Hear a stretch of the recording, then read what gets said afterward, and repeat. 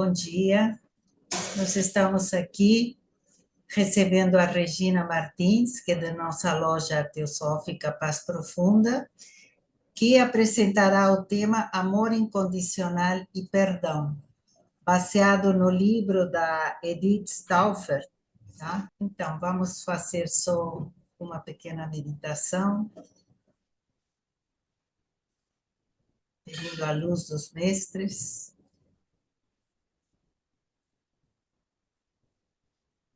E é isso. Eu vou compartilhar aqui o material.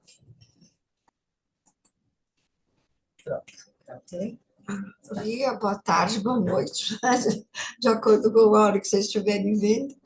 E eu sou Regina Martins, eu pertenço à loja Teosófica Paz Profunda, e vou fazer uma exposição de um livro chamado Amor Incondicional e Perdão, escrito por uma professora chamada Edith Stauffer. Se fundamenta em dois trabalhos. É o antigo Código de Conduta dos Essênios e na psicossíntese, que é uma psicologia transpessoal holística criada por Roberto Assagioli, que era um psiquiatra italiano. Roberto Assagioli reuniu nessa parte da psicologia chamada psicossíntese tanto a psicologia ocidental como a tradição oriental, né? E ele uniu os dois numa psicologia que unifica os aspectos físico, emocional, mental e espiritual da humanidade. Edith Stauffer foi uma professora que trabalhou e difundiu esses conhecimentos, né? Os essênios, vamos ver primeiro quem eram os essênios. Os essênios eram um grupo asceta judaico que viveu no deserto da Judéia entre 150 antes de Cristo até 68 depois de Cristo, quando eles foram dizimados pelo exército romano, né? E também pelas guerras judaicas. E eles habitavam numa comunidade que hoje corresponde à Cisjordânia, perto do Mar Morto, e eles viviam isolados no estrito cumprimento da lei mosaica, bem como dos profetas. Era um movimento apocalíptico, né? Apocalipse quer dizer um movimento de revelação, né? E profético, que anunciava a chegada de um Messias que seria descendente de Davi. E o que eles acreditavam? Nas curas pelas mãos, os milagres físicos, aboliram a propriedade privada, eram vegetarianos, tomavam banho antes das refeições e realizavam o ritual do batismo da água. Isso é muito importante, porque aí a gente se lembra que Jesus foi batizado por João Batista nas águas do Jordão, né?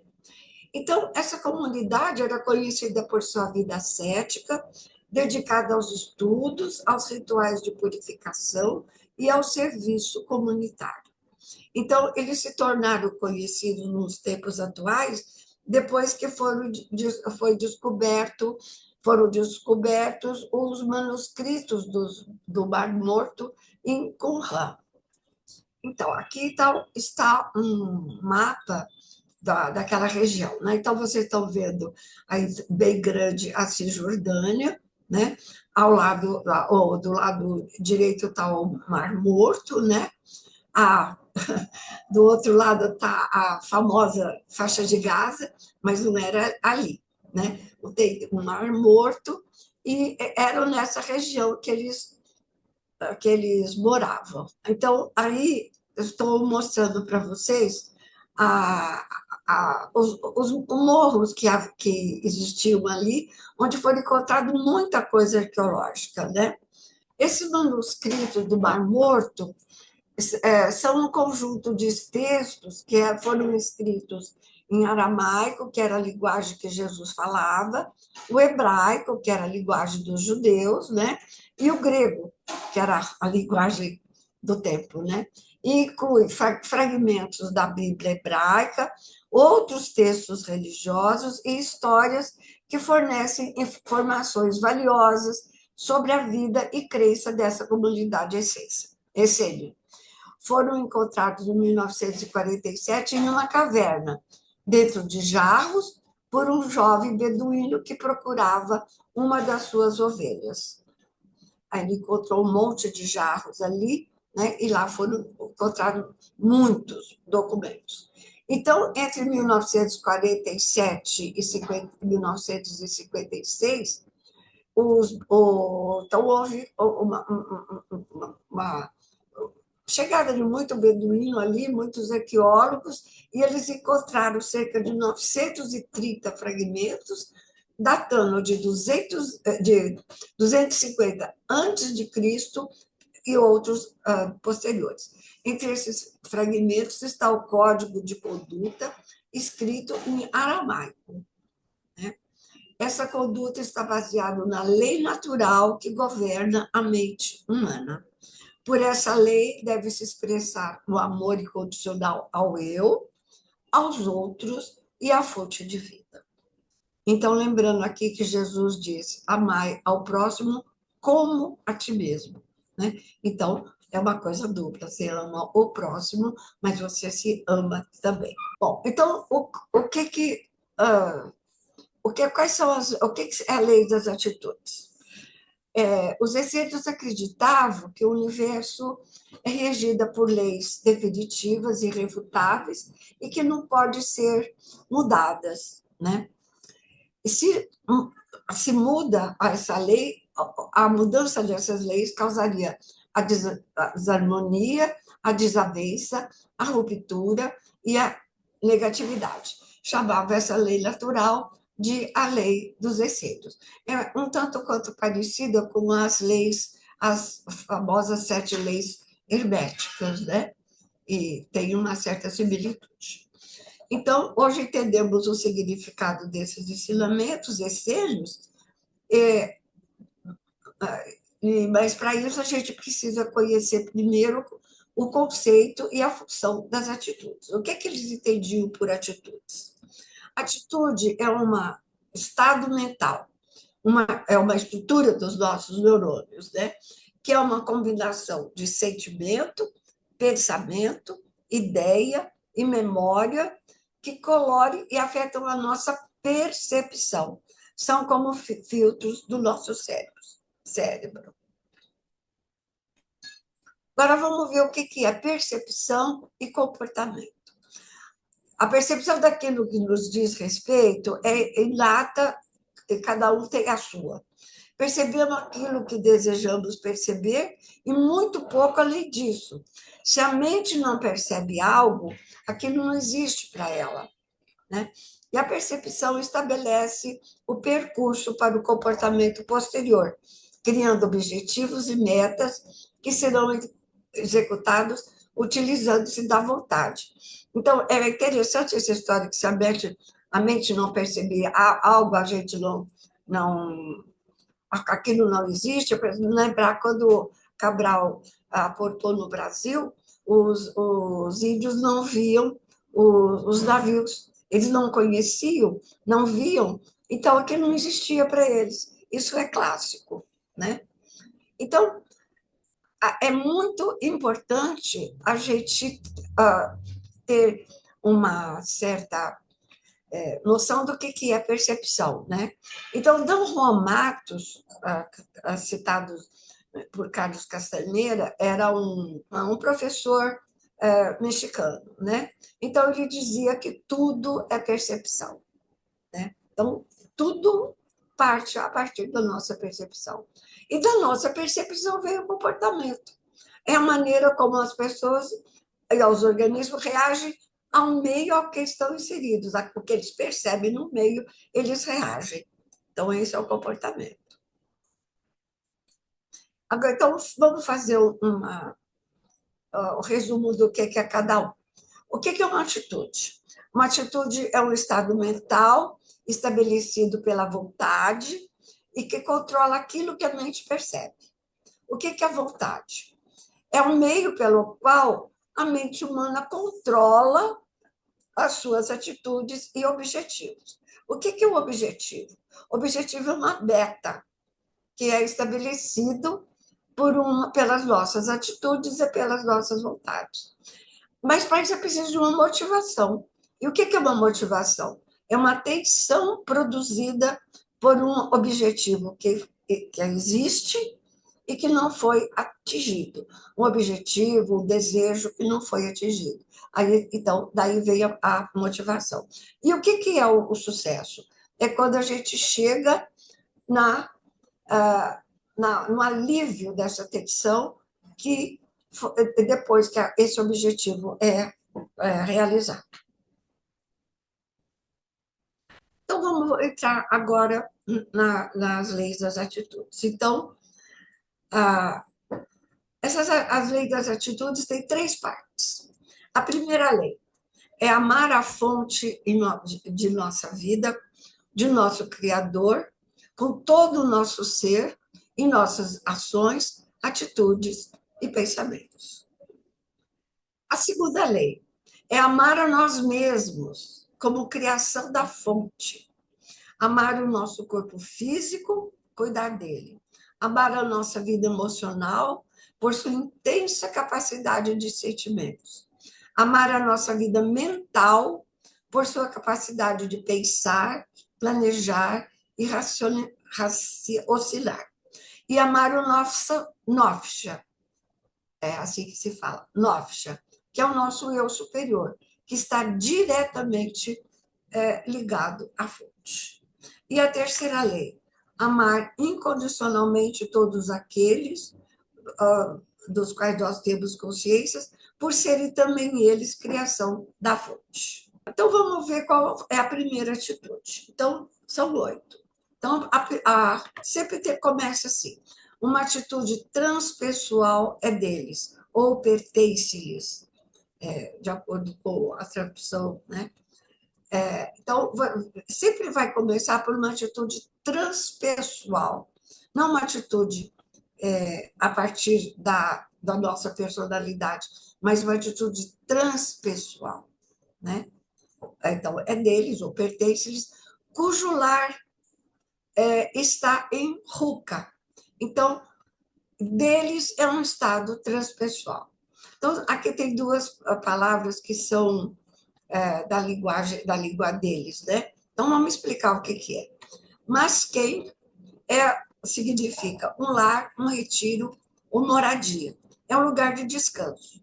E Ruka é um espírito, essência e força. Em psicologia, seria uma atitude, uma energia transpessoal, além das preocupações da personalidade, que naquele tempo era vista como um lugar de tentativa e erro. E a gente também deve continuar vendo assim, né? Como um lugar de tentativa e erro. Se mantivéssemos todos os dias uma atitude transpessoal, nós poderíamos elevar a nossa consciência acima das nossas emoções negativas e assim não esperar que os outros atendam às nossas expectativas e exigências, né? Então, a segunda atitude. Então, começa do mesmo jeito. Uma atitude transpessoal é deles. Daqueles que são conscientes dos seus erros. Eles serão curados do seu cansaço mental. Então, a primeira atitude, nós vamos ter que reconhecer os nossos erros, né? Daqueles conscientes de seus erros. Como isso é doloroso, a gente tem de torná-los inconscientes, ignorando-os ou negando-os. Aí isso vai dar um cansaço mental. A segunda atitude é tomar consciência de nossos erros e rejubilar-nos quando reconhecemos nossas falhas. Ao tomarmos consciência de nossos erros, nós podemos ver como é que nós podemos fazer para corrigi-los. E a terceira atitude, se desejarmos realmente reconhecer nossos erros e corrigi-los, torna-se necessário estabelecermos metas apropriadas para isso e tentar alcançá-las com o uso da vontade. A terceira atitude. Uma atitude transpessoal é daqueles que têm humildade. É que eles falam como Naqui. Eles ganharão a terra. A palavra Naqui, não sei se é assim que fala, né? Significa humilde, respeitoso, cooperativo, pacífico, não arrogante. Essa atitude transpessoal da humanidade abre a nossa mente para perceber com precisão as necessidades dos outros, tal como eles as veem. Isso é muito importante. As necessidades dos outros, tal como eles as veem. Né? Porque se eu vou ver a necessidade do outro de acordo com o que eu penso, aí não tem sentido. Né? Então, para isso, a nossa intuição torna-se disponível e, por meio dela, podemos acessar com clareza o que se passa na mente do outro e satisfazer-lhes as necessidades, tanto físicas como as emocionais e mentais. Então, isso é muito importante, a gente perceber o outro como eles se veem, né? E não colocar neles as nossas expectativas. Então, aqui eu vou ler só uma parte aqui. Então, no Tao Te Ching, os chineses escreveram isso assim. Tenho 3 tesouros que valorizo e preservo. O primeiro chama-se afetividade, ou compaixão. O segundo chama-se simplicidade, moderação. E o terceiro chama-se não encorajar ser o dianteiro sobre o céu, humildade. Quer dizer, os 3 tesouros são compaixão, moderação e humildade. Se a gente perceber, moderação é uma coisa no mundo físico, compaixão é uma coisa no mundo emocional e humildade é no mundo mental. Então, a quarta atitude, agora a quarta atitude. Uma atitude transpessoal é daqueles que têm fome e sede de justiça e equidade. Isso é uma frase muito parecida com a frase de Jesus, né? Bem-aventurados são aqueles que têm fome e sede de justiça. Então, a palavra equidade, que eles falam que muta, qualquer coisa assim, né?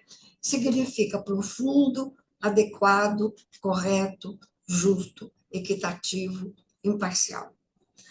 Quando temos fome e sede de justiça e de comportamento justo, a gente abre a mente para o discernimento, para a sabedoria e o conhecimento para atingir aquilo que é certo para nós e para os outros. Isso é muito importante. É preciso discernimento para atingir tanto uma parte quanto a outra, nós e os outros. Né?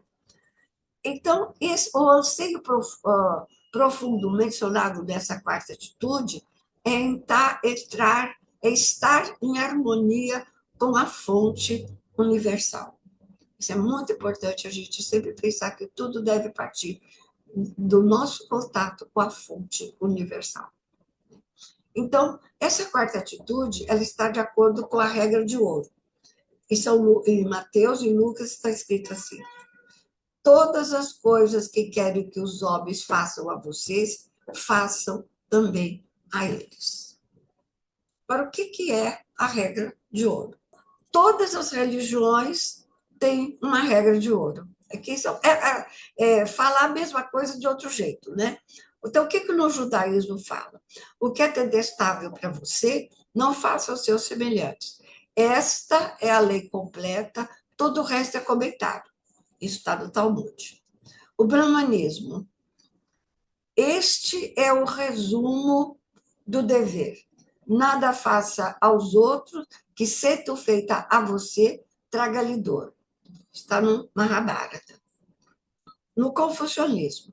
Certamente essa é a máxima do amor e da gentileza. Não faça aos outros aquilo que não gostaria que lhe fizesse.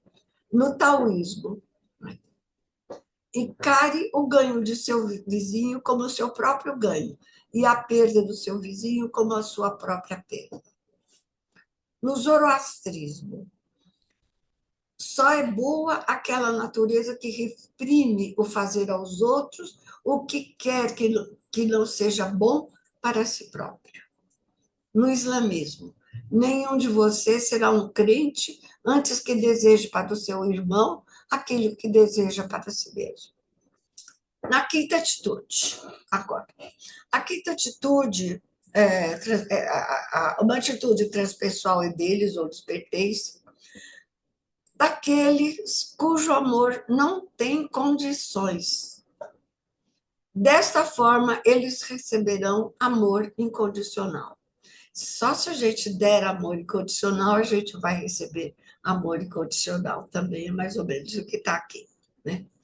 O amor incondicional é uma atitude ativa, tocante e transpessoal. Então, transpessoal quer dizer além do nosso ego, além do pessoal, que abre o nosso coração para expressar compaixão, compreensão e um desejo profundo de servir. Quando vemos a dor do outro, nós nos identificamos com eles, o que toca no nosso coração em um nível muito profundo. A abertura do nosso coração para expressarmos o amor incondicional geralmente acontece em momentos de catástrofe. Isso é muito interessante, né? Quando existe, nós estamos vendo agora no mundo muitas catástrofes e a gente sente esse amor pelo outro, né? Sente a dor do outro. Uma das qualidades que acompanha a abertura do centro-coração é a sensibilidade, que nos torna mais sensíveis às necessidades do outro. Ninguém é excluído. Então, nós achamos essa parte aqui da Helena Blavatsky, da Voz do Silêncio. Deixar vossa alma emprestar o seu ouvido ao grito, como a flor de lótus despe seu coração para beber o sol da manhã. Não deixeis que o ardente sol seque uma lágrima de dor antes que vós mesmo a tenhais enxugado nos olhos daquele que sofre. Mas deixai que cada ardente lágrima humana caia em vosso coração e lá permaneça, e nem a renovais até que a dor que a causou seja removida. Essas lágrimas, ó vós que tendes o coração misericordioso, essas são as torrentes que irrigam os campos da imortal caridade. Então, vamos ver como se expressa, né? Esse amor incondicional ele se expressa. No nosso nível físico, ele é sentido como clareza, uma sensação de calor no peito da garganta, um relaxamento e uma ausência de tensão, né? Uma sensação agradável, né? No nível emocional, ele é sentido como uma sensação de liberdade, de bem-estar, de não estarmos mais na defensiva. Estamos livres e com boa autoestima. Essa história de não estarmos mais defensivas é muito importante, porque não precisamos nos defender dos outros, né? Nós estamos abertos ao outro. Então, do que nós nos defendermos? Isso é muito importante. No nível mental, somos receptivos, capazes de não julgar e de não culpar nem os outros, nem nós mesmos. Então, aqui eu lembro as palavras de Jesus: não julgueis para não serdes julgados, né? Não culpar os outros. E também é muito importante que nem a nós mesmos. Nós temos uma certa tendência, às vezes, a culpar a gente de coisas que a gente nem tem culpa, né? No nível espiritual, sentimos uma energia criativa positiva, uma compaixão, uma confiança e somos capazes de nos relacionar com as outras pessoas de maneira calorosa. Agora, quais são as qualidades necessárias para a gente desenvolver o amor incondicional, né? Então, é uma lista bastante grande e a gente precisa ver o que a gente já conseguiu adquirir disso daqui, né? A humildade, como nós já falamos, a paciência, a simpatia, a persistência, o humor. Olha, é preciso humor, né? A alegria, o bom senso, a compaixão, a sabedoria, a aceitação, que isso daqui é muito importante, a tolerância, o perdão, o perdão. Depois nós vamos falar sobre o perdão. E o serviço ao próximo, né? Agora vamos ver qual é a sexta atitude. Então, uma atitude transpessoal é deles, ou dos pertence, daqueles sem falta em suas mentes. Eles verão a fonte. Olha, prestem atenção nessa frase. Daqueles sem faltas em suas mentes. Eles verão a fonte. Então, vamos pensar no tempo. Então, o que significa ter falhas na mente? É a gente ficar preocupado com o passado, com o futuro, né? E o nosso eu, pessoal, preocupa-se com aquilo que a gente fez, com o que fizemos, com o que deixamos de fazer, ou o que poderemos fazer, né? Então, presente, passado e futuro, né? Nós não podemos mudar nada no nosso passado e o futuro não existe. O único tempo que nós podemos mudar alguma coisa é no presente. O nosso único momento de escolha, né? É muito importante isso aqui, nosso momento de escolha. E para a escolha precisa da vontade, do exercício da vontade. Qual escolha? Nós vamos permanecer no nosso pequeno eu, pessoal, ou vamos elevar a nossa consciência para o eu transpessoal? Quer dizer, acima do pessoal. O que é o eu pessoal? A personalidade. Então, vamos analisar o que significa a palavra personalidade. A palavra personalidade tem origem no termo latino persona, que designava uma máscara usada pelos atores gregos e romanos que representavam o papel do palco. As máscaras eram muitas, uma para cada traço do indivíduo representado. Assim, tinha uma máscara para o rei, outra para o soldado, outra para a mulher.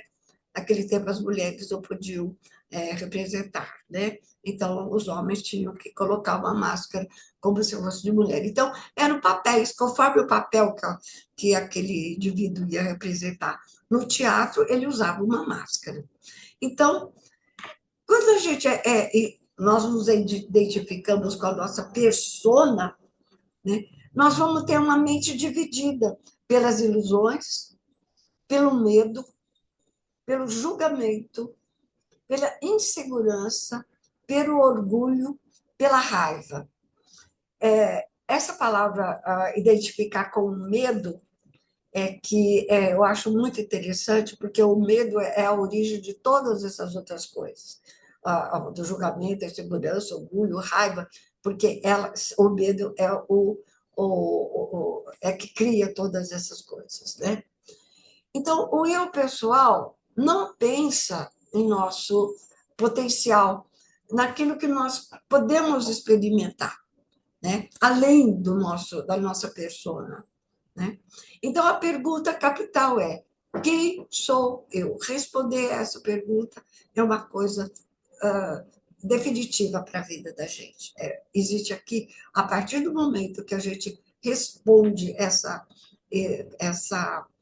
pergunta com bastante. Eu ia falar consciência, porque a consciência é o eu. Então, a gente muda a vida torna outra coisa. Então, vamos ver como é que a gente chega até o eu superior, né?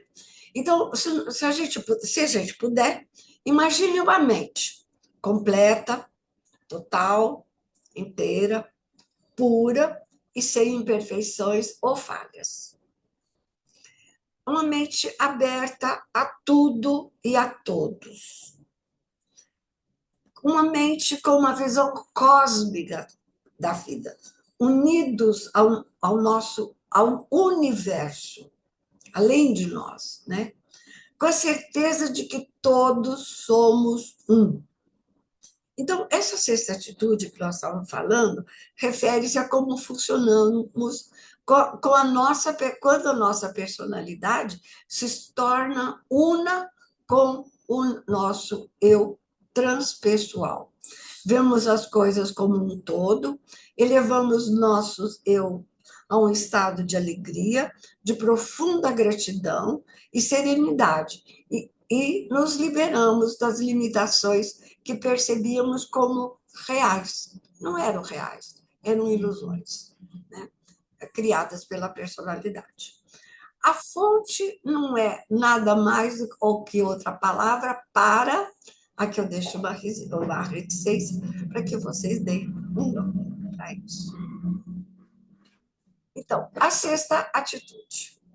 Uma atitude transpessoal é deles, né? Daqueles que servem a paz do Criador. Eles serão chamados herdeiros da fonte.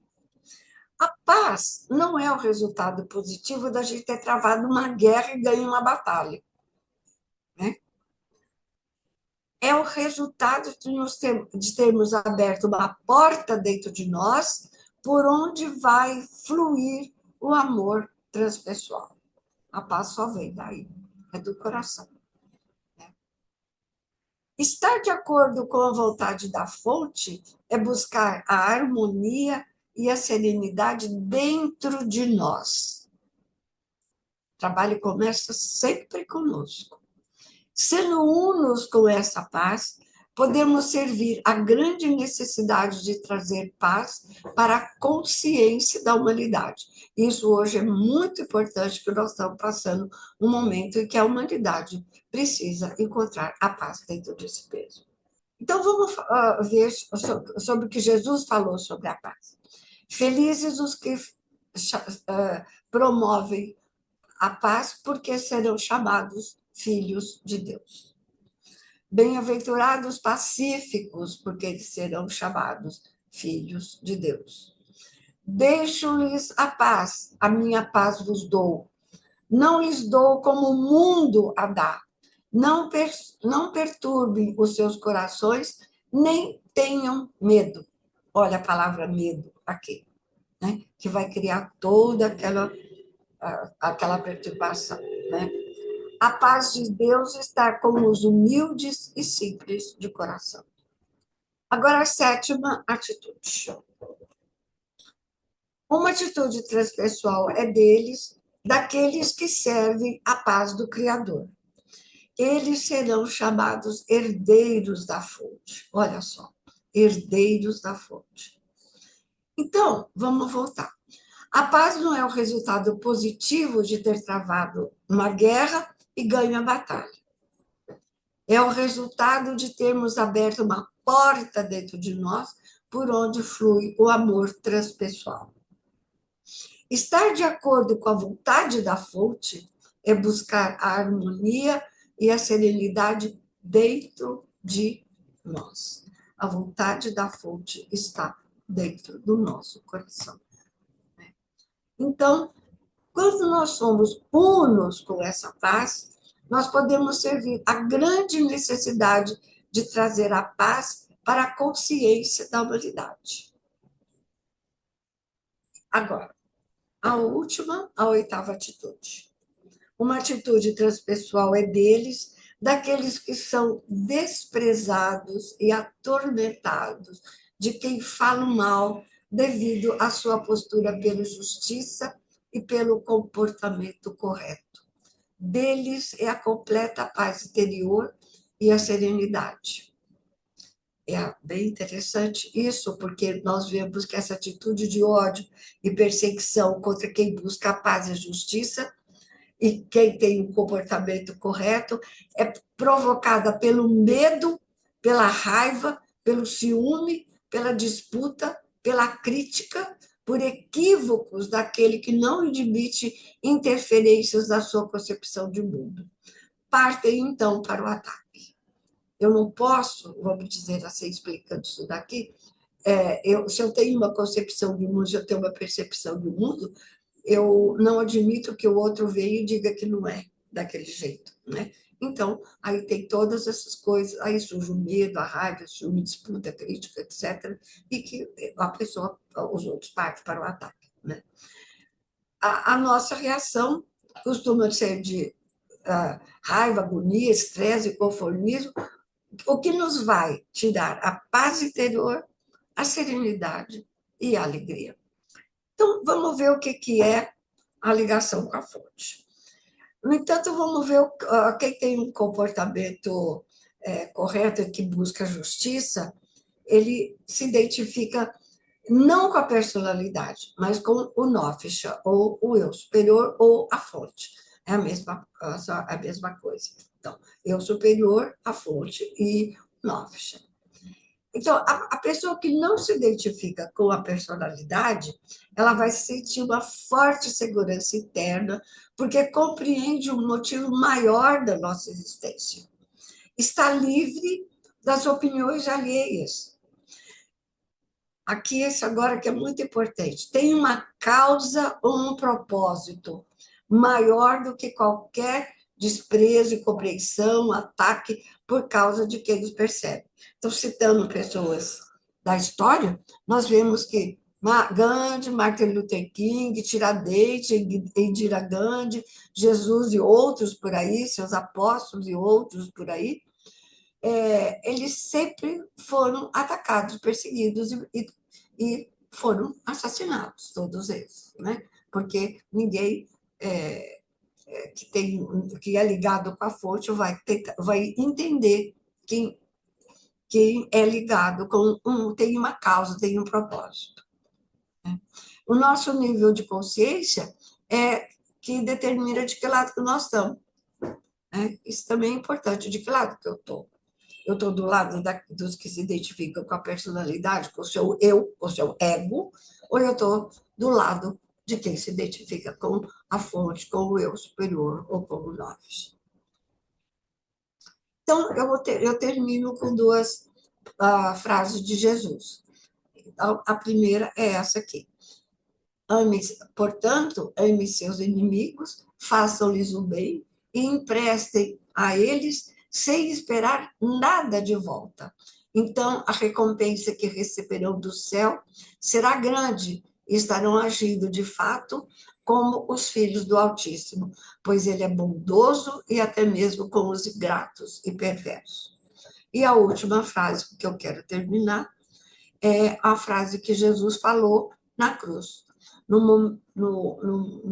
momento de maior dor, de maior perversidade que ele estava sentindo, de maior agonia, ele disse: Pai, perdoa-lhes, porque eles não sabem o que fazem. E assim termino a nossa exposição.